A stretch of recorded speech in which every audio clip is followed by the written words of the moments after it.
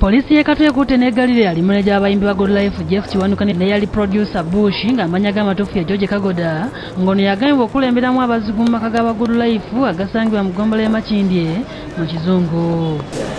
Bazze n'emmundu bbiri pisto n'emmundu ennene ne bateeka asikaali waffe omugiddisaminga. Okwatibwa kiddiridde okulumba amaka g'aba Good Life Moze Radio ne Wizo TV ne bateeka basangiddwamu ku mudumu gwa mmundu ne babba kompyuta omuli ennyimba zaabwe zonna sako ne kalonda omulala abakwatako. Babbye mu kompyuta egi gy'omanyi erimu emirimu gyaffe gyonna egitanafuluma n'egyakafuluma kwegamba kinsurprisinga nnyo okitegeera nina endowooza toba waliwo ekkobaana okusiranya bizinensi yaffe. Kigambibwa nti abazigu bano balumbye amaka g'aba Good Life ku ssaawa 8 ez'ekiro era okusinziira ku muvubuka William Galasa akuma amaka yagenze okulaba nga Bush atuuka n'abasajja babiri nga bali mu byambalo by'amagye. Bayingidde mu nnyumba nga basaba kompyuta era ne balagira gyeri nabo kwe kugijjayo nga tebalina kintu kyonna kira kibatutte. Wapisto namusaze mu mulyango wakati nangamba yingira nateeka ku pisto ku nkoona wano nangamba njagala kompyuta ya studio. Bush n'agamba Galasi muwa kompyuta ya studio nemubuuza ze kompyuta sigirabangako kompyuta eriwa muwe kompyuta ki nangamba genda waggulu wewawizo waggulu mu kisenge kyokubiri oyajja mu luggi. Batadde ku mudumu gwa mmundu okuli ne mukyala wa Wizo bakedde ku poliisi y'ekatwe okola statement wabula olabye kamera za Bukedde TV1 ne bazeebalama.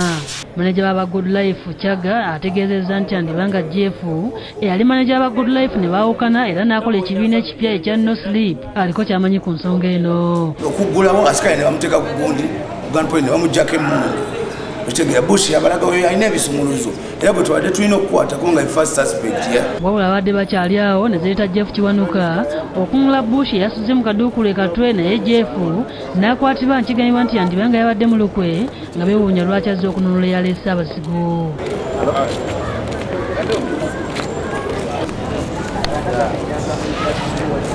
Omwogezi wa poliisi mu Kampala n'Emirwano Patrick Onyanga akasuzza okukwatibwa kw'ababiri bano nga baguddwako omusango gw'okubbisa emmundu. Kati tubavuna n'omusango gw'okubbisa mmundu oba aggravated robbery. Bino bibeereddewo ng'abayimbi aba Good Life okuli Moze Radio ne Wizo TV bali ku bugenyi Bungereza gye bawerekedde ku bannakatemba Ebonies okukuŋŋaanya ettofaali Katikkiro Charles Peter Mayiga kwagendako mu kiro ekigesa olunaku olwaleero.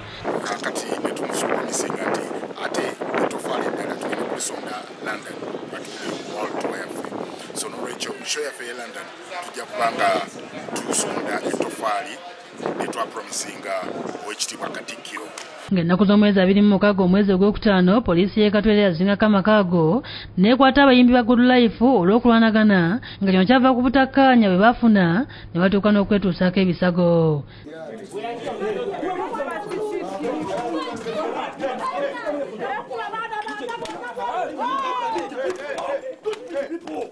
Nsamba Kraishi yakusakidde eggulire lino ku lwa Bukedde TV1.